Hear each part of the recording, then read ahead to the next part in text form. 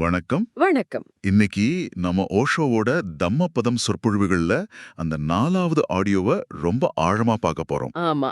இதுல ஓஷோ புத்தரோட போதனைகள் மேல எழுப்பப்பட்ட சில ஆழமான கேள்விகளுக்கு பதில் சொல்றாரு. ஆழமான கேள்விகள் மட்டும் இல்ல, சில சமயம் ரொம்ப சங்கடமான கேள்விகள்னு கூட சொல்லலாம். நிச்சயமா. கடவுள் இருக்காரா இல்லையாங்கிறதுல ஆரம்பிச்சு, சந்நியாசத்துல பெண்களை ஏன் சேர்க்க தயங்குனாங்கங்கிற வரைக்கும் பல முக்கியமான விஷயங்களை அலசுறாரு. இது வெறும் தத்துவ விவாதம் இல்ல பாருங்க. இது நடைமுறை ஆன்மீகத்தோட மையத்தையே தொடுது. ஆமா, நம்மளோட நோக்கம் ஓஷோவோட அந்த வழக்கத்துக்கு மாறான சிந்தனைய தூண்டுற பதில்களை ஆராய்ஞ்சு அதோட சாரத்தை உங்களுக்கு கொடுக்கறது தான். கரெக்ட்.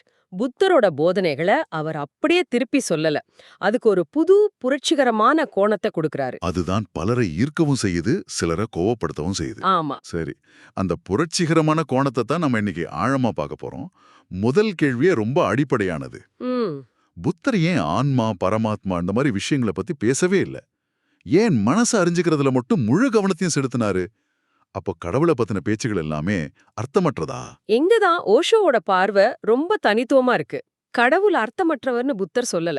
ஓ, ஆனா கடவுள பத்தின பேச்சு அர்த்தமற்றதுன்னு சொல்றாரு.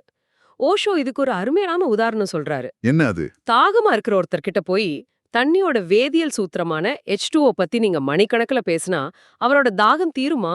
தீராது, நிச்சயமா தீராது. அதே மாதிரிதான் கடவுள பத்தி பேசுறதால அவரை அறிய முடியாது. உண்மையில நீங்க அதிகம் பேச பேச அவரை தெரிஞ்சுக்கிட்ட மாதிரி ஒரு பிரம உருவாயிடும். ஆஹா, அதுதான் மிகப்பெரிய ஆபத்து. ஆமா. அப்போ கடவுளை பத்தின பேச்சு ஒரு பொறி மாதிரிங்கிறீங்க. சரி, அத பேசாம அவர் அறிஞ்சுக்கிறதுக்கு என்னதான் வழி? புத்தர் எதை நோக்கி வழி காட்டினாரு? உன்னையே நீ அறிவதுதான் வழின்னு ஓஷோ சொல்றாரு. இங்க அவர் பயன்படுத்துற ஒரு உருவகம் ரொம்ப ஆழமானது. அவர் சொல்றாரு, மனம் அப்படிங்கிறது ஒரு நோய். ஒரு நிமிஷம், மனம் ஒரு நோயா? அது ரொம்ப கடுமையான வார்த்தையாச்சே. ம். நம்மளோட எண்ணங்கள், உணர்வுகள், அடையாளம் எல்லாமே மனம்தான். அது எப்படி ஒரு நோயின்னு சொல்ல முடியும்? சரியா பிடிச்சிங்க.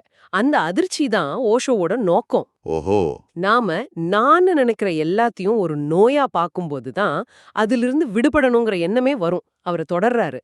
மனம் ஒரு நோய்னா தியானம் அதுக்கு மருந்து. சரி.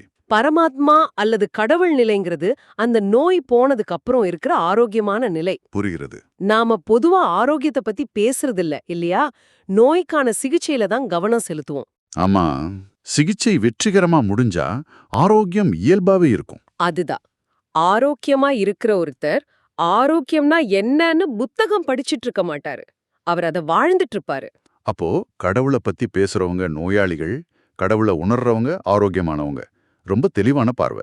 இன்னும் ஆழமா சொல்ல போனா நாங்கிற அகந்தை இருக்கிற வரைக்கும் அங்க கடவுள் இல்ல. ம், எப்போ நீங்க இல்லாம போறீங்களோ அப்பதான் அங்க நம்பிக்கை பிறக்குது, கடவுள் வெளிப்படுறாரு. நான் நம்பிக்கை கொள்கிறேன்னு நீங்க சொல்லும்போது கூட அந்த நான் தான் தடையா இருக்குது. அந்த நான் தான் மனசோட அலை. இது இந்த புகழ்பெற்ற உருவக மாதிரி இருக்கு. சொல்லுங்க. அமைதியான அலைகளே இல்லாத ஏரிதான் முழு நிலவ பிரதிபலிக்கும். அலைகள் நிறைஞ்ச மனம் அந்த நிலவோட பிம்பத்தை 1000 துண்டா உடைச்சு சிதறடிச்சிடும். அந்த முழுமையான பிம்பத்தை பார்க்கவே முடியாது. மிகச்சரியா சொன்னீங்க. ஓஷோ அந்த உருவகத்தை இன்னொரு படி மேல கொண்டு போறாரு. அப்படியா? அவர் சொல்றாரு, நோக்கும் அந்த ஏரி நிலவ பிரதிபலிக்கிறது மட்டும் இல்ல, முழுமையான அமைதியில அந்த ஏரியே நிலவா மாறிடுது. ஆஹா, பிரதிபலிப்புக்கும் ஒன்னா மாறுறதுக்கும் பெரிய வித்தியாசம் இருக்கு. கடைசியில நீங்க கடவுளை சந்திக்கிறது இல்ல, நீங்களே கடவுளா மாறிடுறீங்க. அதுதான் ஓஷோவோட வாதத்தோட மையம். சரி. இந்த அகந்தைய கரைக்கிறது, மனசை அமைதிப்படுத்துறது, இதெல்லாம் தத்துவார்த்தமா புரியுது. ம். ஆனா இதை நடைமுறைக்கு கொண்டு வரும்போது தான் சிக்கல் வருது. நீங்க பகிர்ந்துகிட்ட ஆடியோவோட அடுத்த பகுதி இதுதான் பேசுது. விதிகளை பத்தியா? ஆமா, புத்தர் தன் பிச்சுக்களுக்கு நூத்துக்கணக்குல விதிகளை வகுத்தார். உணவு, உடை, நடத்தைன்னு எல்லாத்துக்கும் விதிகள். ஆனா ஓஷோ அது மாதிரி விதிகளை நிராகரிக்கிறாரு. இது ஒரு பெரிய முரண்பாடு இல்லையா? மிகப்பெரிய முரண்பாடுதான். ஓஷோவோட பதில் ரொம்ப நேரடியானது, கொஞ்சம் கடுமையானது கூட. என்ன சொல்றாரு? அவர் சொல்றாரு, எங்க விழிப்புணர்வு, அதாவது ஹோஷ் இல்லையோ அங்கதான் விதிகள் தேவை. ஓ, விதிகள்ங்கிறது ஊன்றுகோல்கள் மாதிரி. நடக்கத் தெரிஞ்சவனுக்கு அது ஒரு சுமை. விழிப்புணர்வோட இருக்கிறவனுக்கு விதிகள் ஒரு சிறைச்சாலை. அந்த ஆடியோல வர்ற ஆனந்தர் கதை ஞாபகத்துக்கு வருது. ஆமா, புத்தரோட முதன்மை சீடர். அவர் ஒரு பெண்ணை பார்த்தா என்ன செய்யணும்னு கேக்குறாரு. அதுக்கு புத்தர் சொன்ன பதில்கள் ரொம்ப சுவாரஸ்யமா இருந்துச்சு. ஆமா, முதல்ல புத்தர் பார்க்காதேன்னு சொன்னாரு. அதுக்கு ஆனந்தர் தவிர்க்க முடியாம பார்க்க வேண்டிய சூழல் வந்தா நீ கேக்குறாரு. அதுக்கு புத்தர் தொடாதேன்னு சொல்றாரு. ஆனந்தர் விடல. மருத்துவம் மாதிரி காரணங்களுக்காக தொட வேண்டிய கட்டாயம் வந்தான்னு கேட்டதும் புத்தர் கடைசியா சொன்னதுதான் மிக முக்கியமானது. விழிப்புடன் இரு. ஆமாம், அந்த கடைசி பதில் தான் உண்மையான சூத்திரம்னு ஓஷோ சொல்றாரு.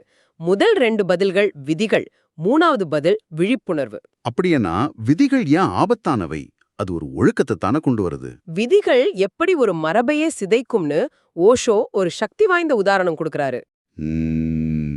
ஒரு பிட்சுவோட பிச்சை பாத்திரத்துல வானத்துல பறந்துட்டு இருந்த ஒரு கழுகு தெரியாம ஒரு மாமிச துண்ட போட்டுருது. அடடா! இப்போ அந்த பிட்சுவுக்கு ஒரு தர்ம சங்கடம்.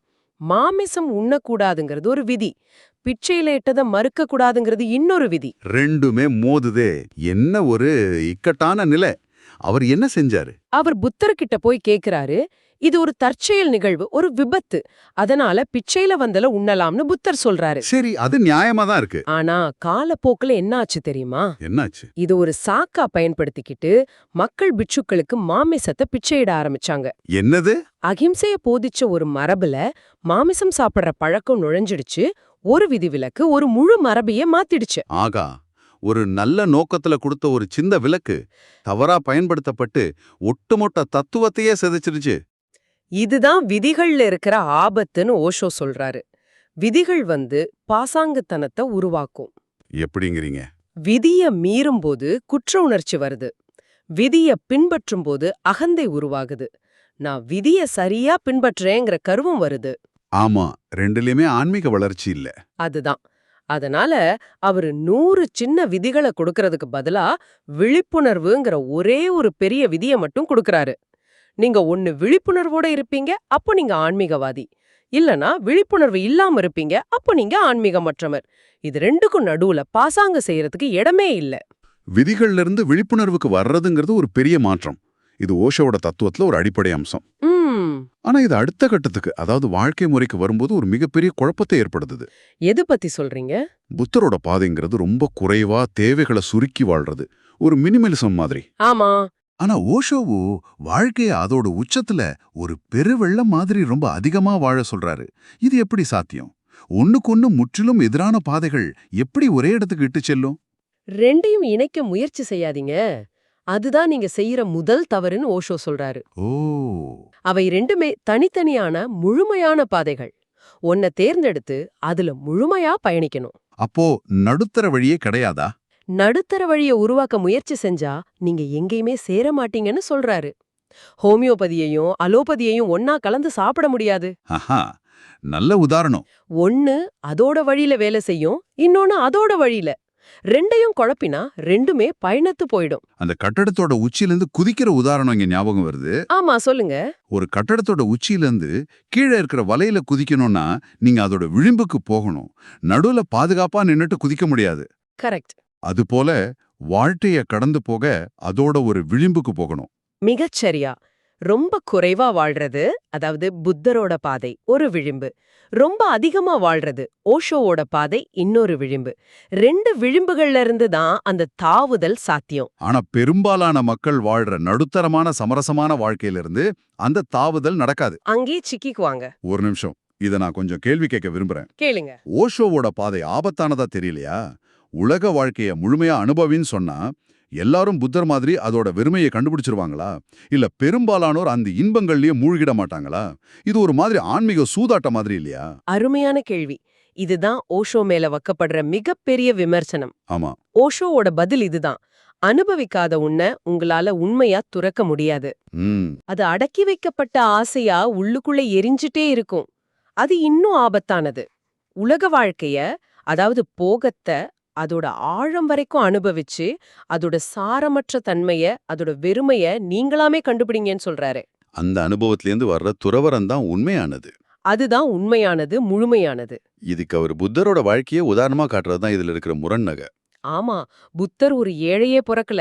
அவர் ஒரு அரண்மனையில அளவற்ற இன்பங்கள், அழகான பெண்கள்னு எல்லாத்தையும் முழுமையா அனுபவிச்சதாலதான் அதோட போலித்தனத்தை அவரால உணர முடிஞ்சது. சரிதான். ஒரு ஏழை துறவியாடுறதுக்கும் ஒரு அரசன் துறவியாடுறதுக்கும் பெரிய வித்தியாசம் இருக்கு. ஏழையோட துறவரத்துல ஒருவித ஒஸ்லோப்னஸ் இருக்கும். ஆனா அரசனோட துறவரத்துல அடைஞ்ச எல்லாவற்றின் மீதான ஆழமான புரிதல் இருக்கும். அதனாலதான் ஓஷோ சொல்றாரு, நான் புத்தர் சொன்னதை சொல்லல, புத்தர் எப்படிப்பட்டவரோ அத சொல்றேன். ஆஹாஹா. அதாவது புத்தரோட வார்த்தைகளை விட புத்தரோட வாழ்க்கை அனுபவத்தையே அவர் போதிக்கிறதா சொல்றாரு. சரியா சொன்னீங்க. இந்த ரெண்டு விண்ண பாதைகள்ங்கிற கருத்து நாம பேச போற இறுதி மற்றும் மிக முக்கியமான விஷயத்துக்கு நம்மள அழைச்சிட்டு போகுது. பெண்களை பத்தியா? ஆமா. புத்தர், மகாவீரர் மாதிரி ஞானிகள் ஆரம்பத்துல பெண்களை சந்நியாசத்துல சேர்க்க ஏன் அவ்வளோ தயங்கினாங்க? சங்கரர் கூட இதுக்கு ஆதரவா இல்ல. சந்நியாசத்துக்கும் பெண்களுக்கும் என்னதான் முரண்பாடு? ஓஷோவோட பார்வை இங்க ரொம்ப உளவியல் சார்ந்தது. ம், அவர் ஆண் பெண் இயல்புகள்ல இருக்கிற அடிப்படை வேறுபாட்டில இருந்து ஆரம்பிக்கிறாரு. ம், ம். பொதுவா ஆணோட ஆன்மீக பாதை தியானம், அதாவது டியான. பெண்ணோட ஆன்மீக பாதை பிரேமம், அதாவது பிரேம் அல்லது பக்தின்னு சொல்றாரு. இத கொஞ்சம் விளக்க முடியுமா? தியானம், பிரேமம் ரெண்டுமே நல்ல விஷயம் தானே. இதுல என்ன முரண்பாடு? வழிகள் எதிரானவைன்னு சொல்றாரு. ஆணோட இயல்பு தனிச்சு நின்னு தியானத்தின் மூலமா தன்னை சுத்தி இருக்கிற மற்றதை, அதாவது நீய அழிச்சு கடைசியில தன்னை, அதாவது நானே கரைக்கிறது. இது ஒரு போர் வீரனோட பாதை. ஓகே. பெண்ணோட இயல்பு இதுக்கு நேர் எதிரானது. அன்புல, பக்தியில, சரணாகதியில தன்னை முழுமையா இழந்து மற்றவர்கிட்ட, அதாவது நீயிடம் கரைஞ்சு போறது. புரியுது. அதாவது ஆணோட பாதை நாண மட்டும் வச்சுக்கிட்டு நீ அழிக்கிறது, பெண்ணோட பாதை நீய மட்டும் வச்சுக்கிட்டு நானே அழிக்கிறது. ஆஹா, ரெண்டுமே கடைசியில நான் நீ இல்லாத ஒரே நிலைக்கு தான் கொண்டு போகுது. ஆமா, ஆனா தொடக்க புள்ளிகளும் பயணங்களும் முற்றிலும் எதிரானவை. ஒன்று தனிமையின் பாதை, இன்னொன்று இணைதலின் பாதை. மிக சரியா. இப்போ உங்களுக்கு புரிஞ்சிருக்கும் புத்தரோட தயக்கத்துக்கு காரணம் என்னன்னு. சொல்லுங்க. தியான பாதையில தனிமையில பயணிக்கிற ஆண் பிக்ஷுக்களோட சங்கத்துல அன்போட பாதையில பயணிக்கிற பெண்கள் நுழையும் போது என்ன ஆகும்? ம், அன்போட சக்தி உள்ள நுழையும். அது தியான மார்க்கத்துல இருக்கிற ஆண் பிச்சுக்களை நிலைக்குலைய செஞ்சிடும்னு அவங்களுக்கு ஒரு பயம் இருந்துச்சு. அப்படியானா இது பெண்களோட இயலாமைய பத்தின பிரச்சனை இல்ல, இது ஆண் பிச்சுக்களோட பலவீனத்தை பத்தினதுன்னு ஓஷோ சொல்றாரா? ஆம், நிச்சயமா. இது ஆண் பிச்சுக்களோட பலவீனத்தை ஒப்புக்கிற மாதிரி இருக்குன்னு ஓஷோ சொல்றாரு. தன் சன்னியாசிகள் மேல அவங்களுக்கு முழுமையான நம்பிக்கையே இல்ல. பெண்களோட பிரசன்னம் அவங்கள காமத்துல வீழ்த்திடும்னு அவங்க பயந்தாங்க. சரி, இந்த பிரச்சனைய ஓஷோ எப்படி பாக்குறாரு? அவரோட சங்கத்துல ஆண்களும் பெண்களும் சரிசமமா இருந்தாங்களே. அவர் இதுல எந்த போராட்டத்தையும் பார்க்கல. அன்ப தியானத்துக்கான ஒரு சோதனையா, ஒரு உரைக்கல்லா பாக்குறாரு. அது எப்படின்னு கொஞ்சம் சொல்லுங்களேன். ஒருத்தரோட தியானம் உண்மையானதா இருந்தா அன்ப கண்டு அது கலங்காது. மாறா அன்போட முன்னிலையில அவன் காம வயப்பட மாட்டான். அவங்கிட்ட இருந்து கருணை பிறக்கும். ஆஹா. ஒரு அழகான உவமை சொல்றாரு.